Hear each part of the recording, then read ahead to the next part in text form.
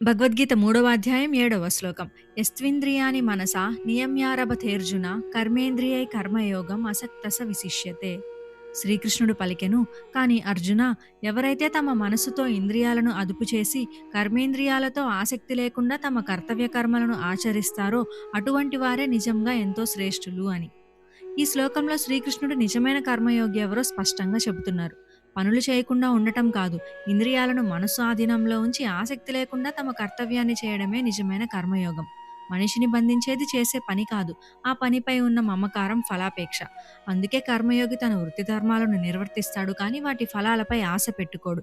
అందువల్ల అతనికి కర్మబంధాలు అంటవు.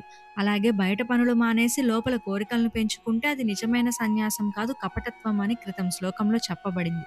కాబట్టి కర్మయోగం ఆచరించే వ్యక్తి మనసులో కోరికలు దాచుకున్న కపట సన్యాసి కన్నా ఎంతో శ్రేష్ఠుడు అని ఇక్కడ శ్రీకృష్ణుడు చెప్తున్నారు.